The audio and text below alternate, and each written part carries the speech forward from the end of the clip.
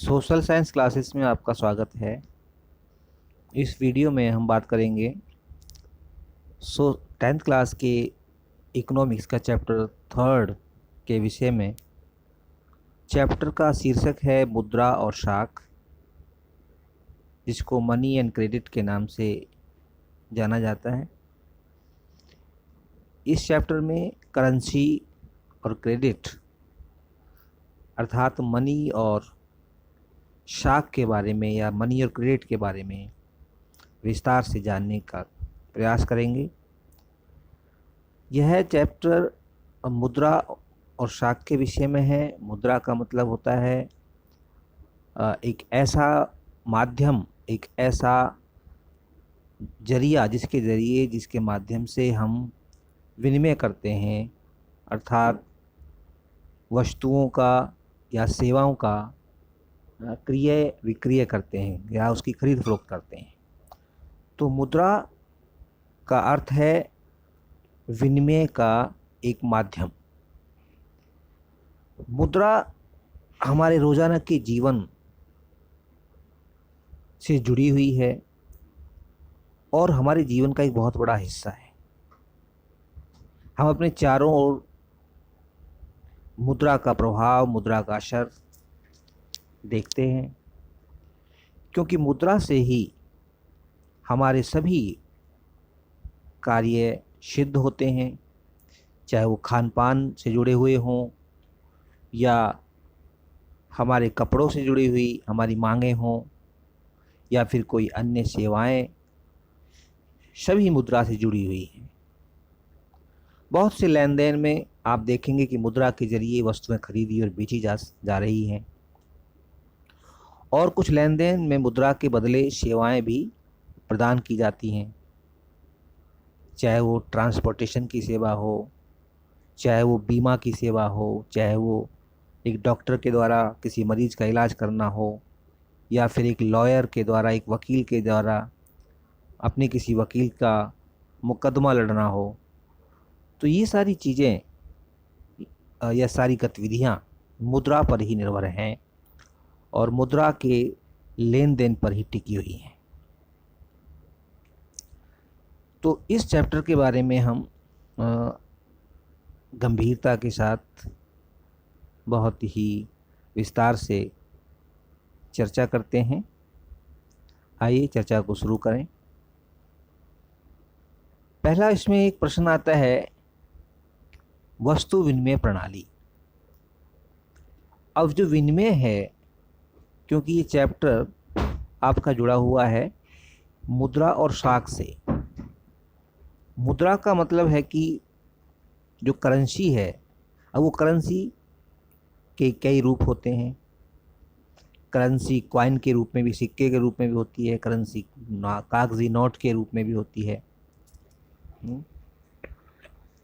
और उसके और भी दूसरे रूप हो सकते हैं। तो इसमें हम बात करेंगे कि विनिमय प्रणाली क्या है। विनिमय को एक्सचेंज कहते हैं, और बहुत ही सरल शब्दों में हम कहें तो लेन देन को हम विनिमय कहते हैं। एक्सचेंज करना, वस्तुओं को लेना या देना। और ये वस्तुएं हम भेंट में नहीं देते, या ये वस्तुएं हम गिफ्ट में नहीं दे रहे हैं, बल्कि ये वस्तु हम खरीद रहे हैं या फिर बेच रहे हैं। तो जब भी हम वस्तु खरीदते हैं या बेचते हैं तो उस समय हमें कुछ देना पड़ता है, और जो हम देते हैं जब वस्तु खरीद रहे हैं तो उसे हम मुद्रा कहते हैं। और एक दुकानदार के रूप में अगर हम कोई वस्तु बेच रहे हैं और उसके बदले में जो हम प्राप्त कर रहे हैं उसे हम मुद्रा कहते हैं। तो मुद्रा क्या हो गया? मुद्रा एक विनिमय का माध्यम है, जिसके माध्यम से विनिमय होता है, एक्सचेंज होता है, वस्तुओं का खरीद और फरोख्त या उसका क्रय विक्रय होता है।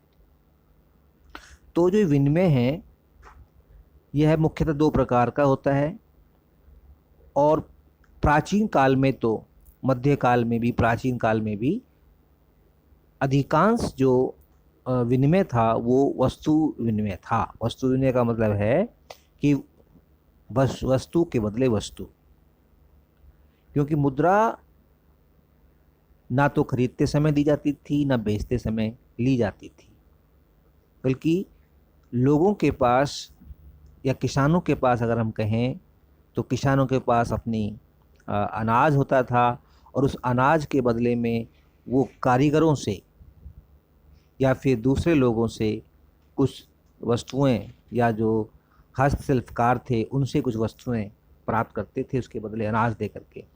तो अनाज के बदले ही वस्तुएं खरीदी और बेची जाती थी, तो वो बार्टर सिस्टम था। इसको हम अंग्रेजी में बार्टर सिस्टम के नाम से जानते हैं। इसको हम वस्तु विनिमय प्रणाली कहते हैं। वस्तु विनिमय मतलब वस्तु के बदले वस्तु। ठीक है। तो इस प्रणाली में मुद्रा का उपयोग नहीं किया जाता, बल्कि वस्तुओं के बदले वस्तुएं ली और दी जाती हैं। इसी चैप्टर में जुड़ा हुआ एक प्रश्न है या एक टॉपिक है, आवश्यकताओं का दोहरा संयोग। अब देखिए, आवश्यकताओं का दोहरा संयोग ये क्या है और इसकी कहाँ आवश्यकता होती है। आवश्यकताओं का दोहरा संयोग का मतलब है कि दो व्यक्तियों को अलग अलग मांगे, या दो लोगों की अलग अलग मांगे या उनकी अलग अलग इच्छाएं होना। और ये बार्टर सिस्टम में या वस्तु विनिमय प्रणाली का एक तरह से आधार था।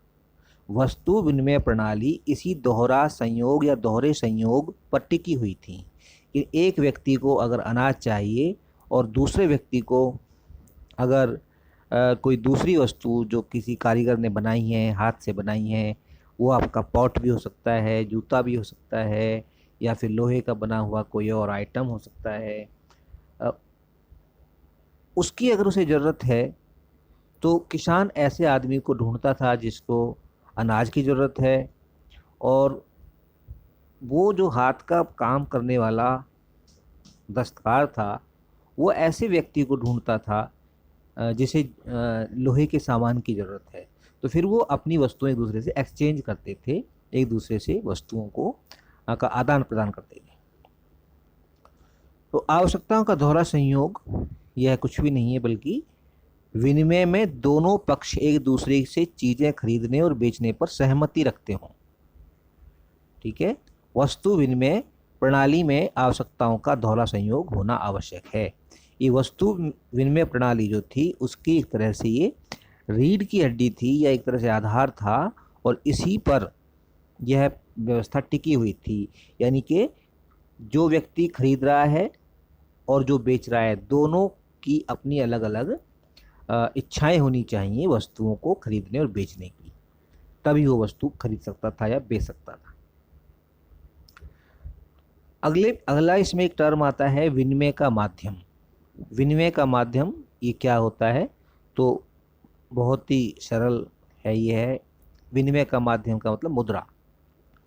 मुद्रा विनिमय प्रक्रिया में मध्यस्थता का काम करता है, एक तरह से बीच में, कि जब वस्तु हम खरीद रहे हैं तो क्या चाहिए, क्या क्या हमारे पास क्या होनी चाहिए, मुद्रा होनी चाहिए, है ना।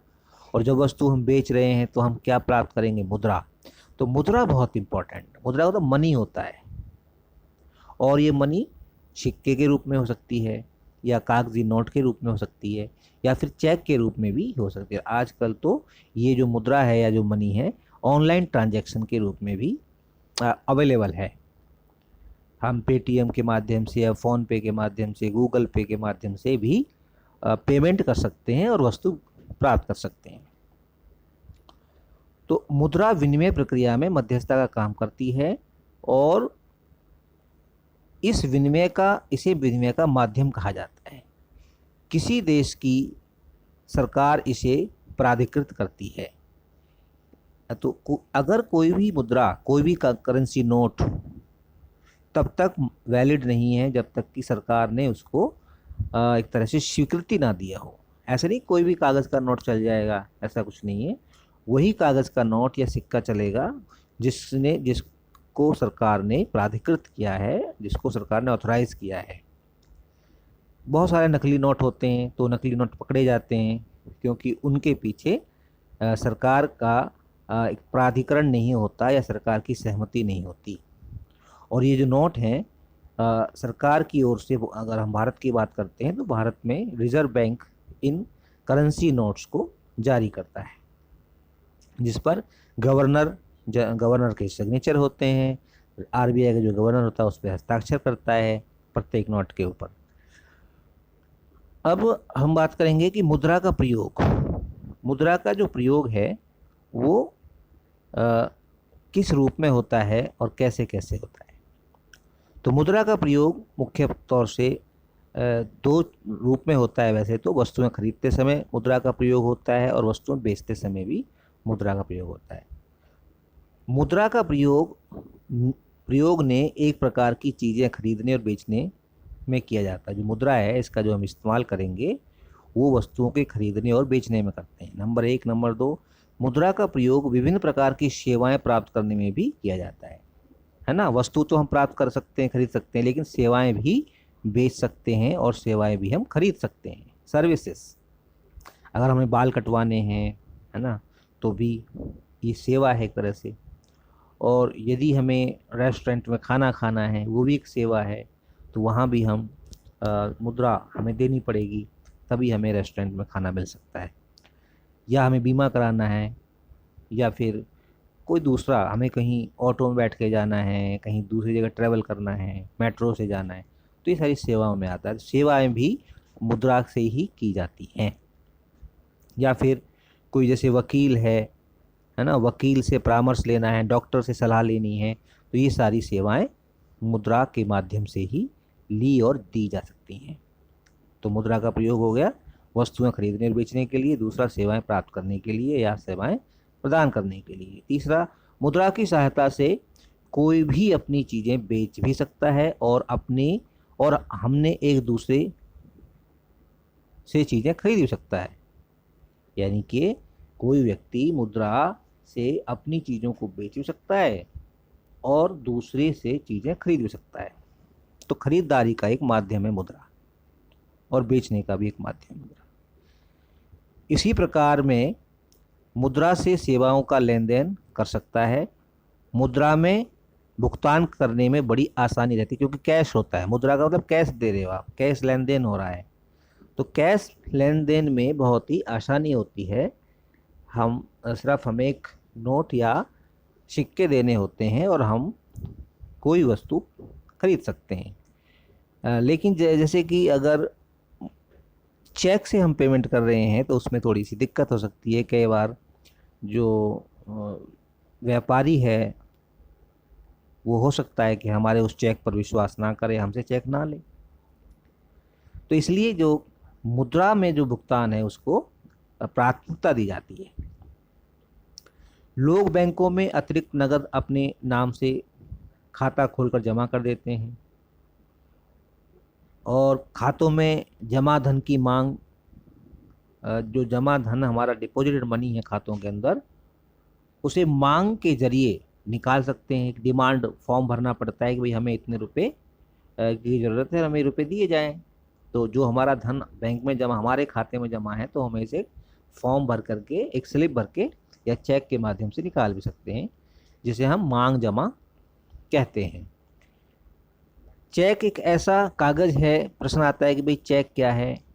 तो चेक भी मुद्रा का ही एक वैसे तो रूप है, और हालांकि वो एक्सचेंज का रूप कह सकते हैं, उसे माध्यम कह सकते हैं। मुद्रा तो या तो सिक्का के रूप में होती है या फिर करेंसी नोट के रूप में होती है, या जेवर को भी हम मुद्रा के रूप में इस्तेमाल कर सकते हैं, क्योंकि जेवर से भी हम दूसरी चीज़ें खरीद सकते हैं। सोना और चांदी की अगर कोई वैल्यू है, जो वस्तु है, उसके बदले में भी हम चीज़ों को खरीद और बेच सकते हैं। लेकिन जो चेक है एक कागजी टुकड़ा होता है, कागज़ की एक स्लिप होती है जिसके ऊपर एक अकाउंट नंबर होता है और उस बैंक का पता होता है जिस बैंक में वो अकाउंट है, और फिर उसमें एक तरफ अंकों में राशि लिखने का एक बॉक्स बना होता है, और उसके नीचे अकाउंट होल्डर या खाता धारक को अपने सिग्नेचर करने होते हैं। तो प्रश्न कई बार 2 नंबर का प्रश्न आ जाता है कि भाई चेक किसे कहते हैं। तो चेक एक ऐसा कागज है जो बैंक को किसी के खाते से एक ऐसा कागज है जो बैंक को किसी के खाते से चेक पर लिखे नाम के किसी दूसरे व्यक्ति को एक खास रकम का भुगतान करने का आदेश देता है। यानी उस चेक के ऊपर जिस व्यक्ति का नाम लिखा हुआ है उसको भुगतान करने का आदेश दे रहा है वह व्यक्ति जो चेक दे रहा है उस व्यक्ति को जिसका नाम लिखा हुआ है। ठीक है, तो बैंक तभी उस भुगतान को करेगा जब उस चेक के ऊपर चेक इशू करने वाले या चेक जारी करने वाले व्यक्ति के हस्ताक्षर हैं। अगर हस्ताक्षर नहीं है या हस्ताक्षर मेल नहीं खाते, हस्ताक्षर मिसमैच करते हैं, तो फिर वो चेक बाउंस हो जाता है और उस चेक की वैल्यू नहीं रहती। तो चेक एक कागज़ का एक टुकड़ा है या एक कागज़ है जो बैंक को किसी के खाते से चेक पर लिखे नाम के अनुसार भुगतान करने का आदेश देता है। इसी से जुड़ा हुआ एक और जो है जानकारी है कि बैंकों की ऋण संबंधी गतिविधियां, बैंकों में कौन कौन सी गतिविधियां होती हैं जो कि ऋण से जुड़ी हुई होती हैं। ऋण का मतलब जो है कर्जा, लोन, लोन के लेन देन से जुड़ी हुई कौन सी गतिविधियां होती हैं। यानी कि बैंकों में धन को कैसे दूसरे लोगों को कर्ज के रूप में दिया जाता है। भारत में बैंक जमा का केवल 15% हिस्सा अपने पास रखते हैं। बैंक में जितना भी धन होता है और उसका केवल 15% हिस्सा अपने पास रखते हैं बैंक, और बाकी 85% को कर्ज के रूप में, लोन के रूप में लोगों को बांट देते हैं, लोगों को दे देते हैं। और ये ऐसे ही नहीं बांटते, उसके लिए कुछ फॉर्मेलिटीज़ करनी होती हैं, कुछ औपचारिकताएं करनी होती हैं। यही उन लोगों को ही दिया जाता है जिसने कर्ज की मांग की है, कर्ज के लिए जिसने एप्लीकेशन दी है, और एप्लीकेशन के साथ वह कुछ कोलैटरल देता है। कोलैटरल का मतलब है कि वह कुछ एक तरह से जैसे ये कह सकते हैं कि भाई अपने कोई मकान या प्लॉट की वो रजिस्ट्री देता है, या फिर कोई और दूसरा जमानत के तौर पर किसी व्यक्ति से हस्ताक्षर करवा के देता है, यानी कि जिसको हम सिक्योरिटी कहते हैं। तो सिक्योरिटी के तहत ही ये लोन दिया जाता है। इसे किसी एक दिन में जमाकर्ताओं द्वारा धन निकालने की संभावना को देखते हुए रखा जाता है कि 15% धन इसलिए बैंकों में रखा जाएगा कि ताकि जिसने पैसा जमा किया हुआ है, जमाकर्ता, कभी कोई भी ज़रूरत पड़ सकती है पैसे की और वो पैसे निकालने के लिए आ जाए तो फिर उसको पैसे दिए जा सकें। अगर 100% को लोन के रूप में बांट देंगे तो जमाकर्ता को हम कुछ भी नहीं दे सकते। तो इसलिए 15% रखा जाता है जमाकर्ता की आवश्यकताओं के अनुसार।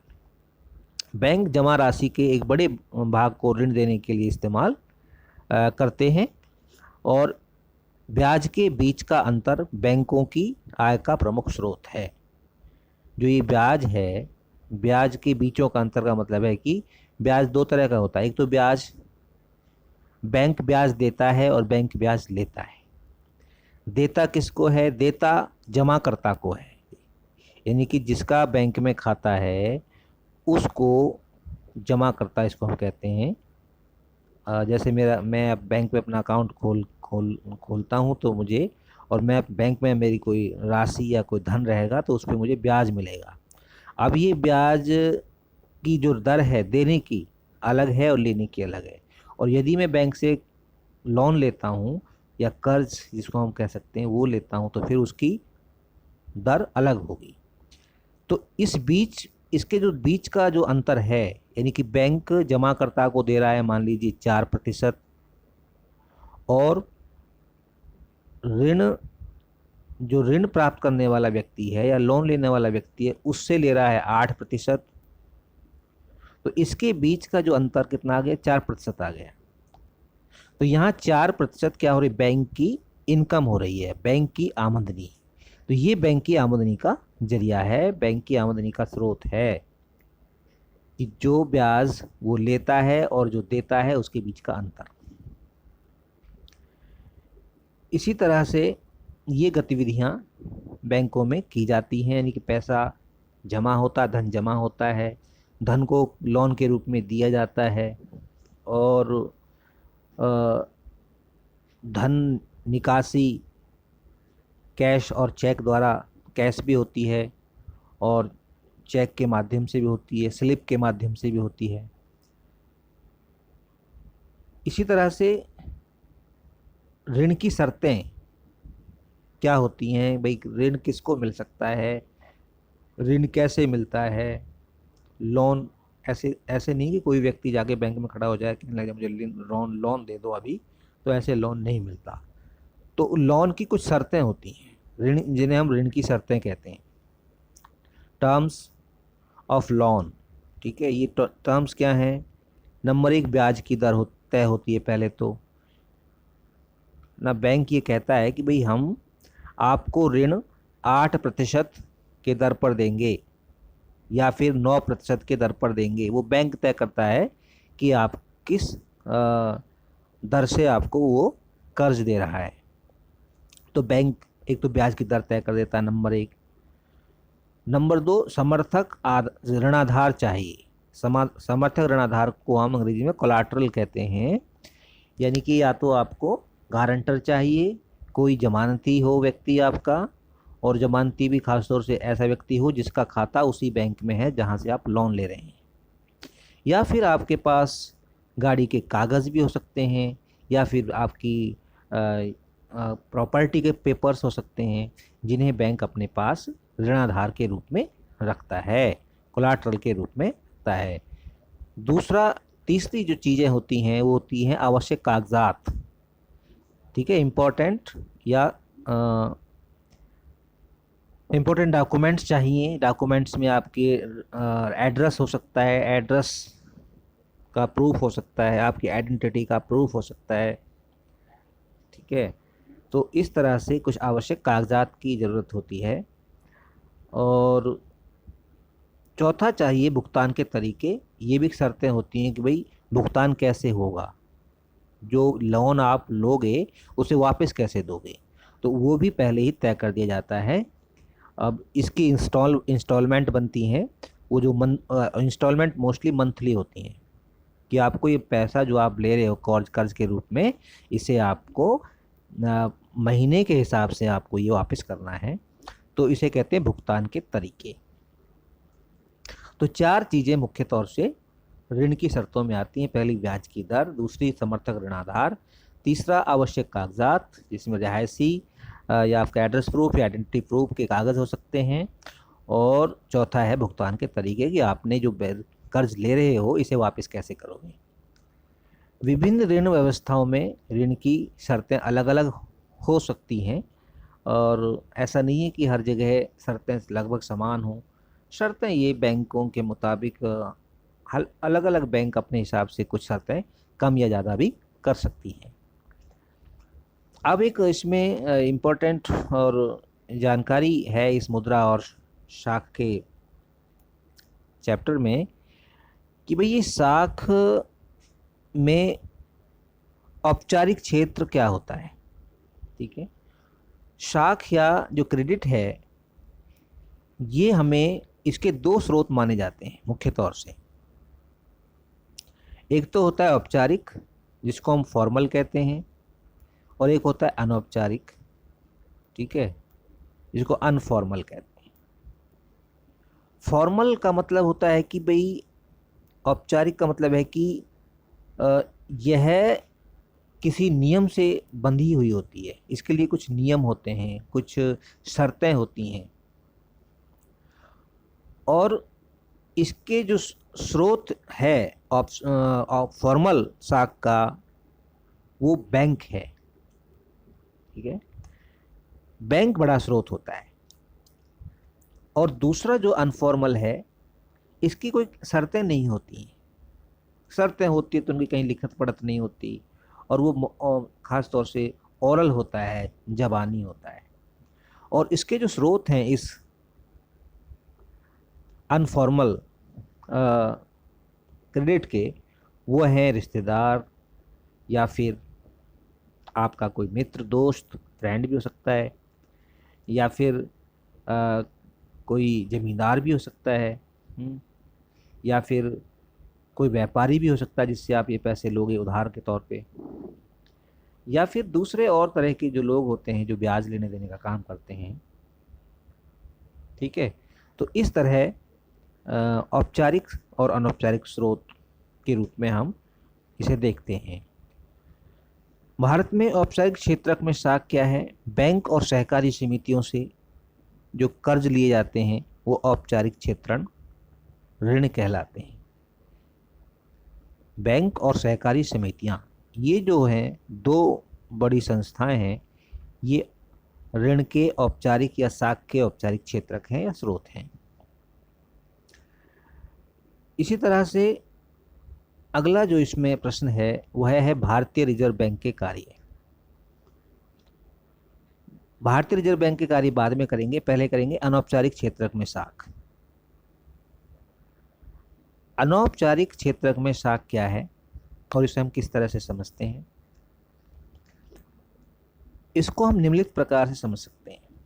नंबर 1, साहूकार, व्यापारी, मालिक, रिश्तेदार, दोस्त इत्यादि ऋण उपलब्ध कराते हैं, तो ये अनौपचारिक क्षेत्रक वाली साख या क्रेडिट कहलाते हैं।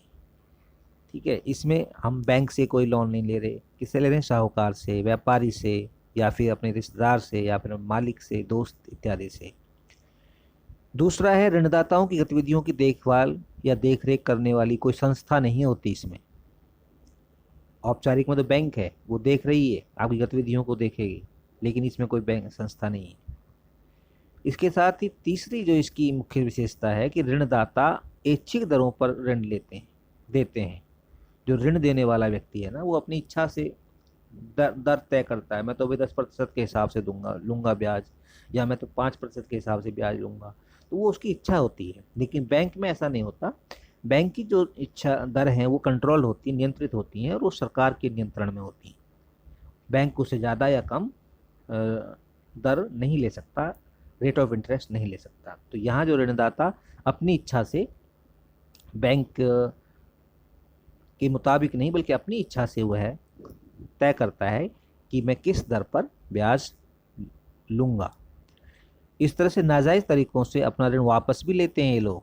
अगर मान लो कोई व्यक्ति ऋण वापस नहीं कर रहा है, तो फिर गुंडागर्दी के बल पे, डरा धमका करके, मारपीट करके ये अपना ऋण वापस लेते हैं, जिसे हम क्या कहते हैं? नाजायज़ तरीक़ों से ऋण को वापस लेना। तो इस तरह से ये अनौपचारिक क्षेत्रक में साख या अनौपचारिक क्षेत्रक के उदाहरण हैं, और ये अनौपचारिक क्षेत्रक की मुख्य विशेषताएं हैं। इस वीडियो नोट में बस इतना ही, और शेष सब टॉपिक्स पर हम अगले वीडियो में बात करेंगे। अगर ये वीडियो आपको अच्छा लगे तो इसे लाइक और शेयर करना ना भूलें। वीडियो के साथ साथ, लाइक करने के साथ ही चैनल को सब्सक्राइब भी करें, ताकि आपको आने वाले सभी वीडियो की जानकारी मिलता रहे। धन्यवाद।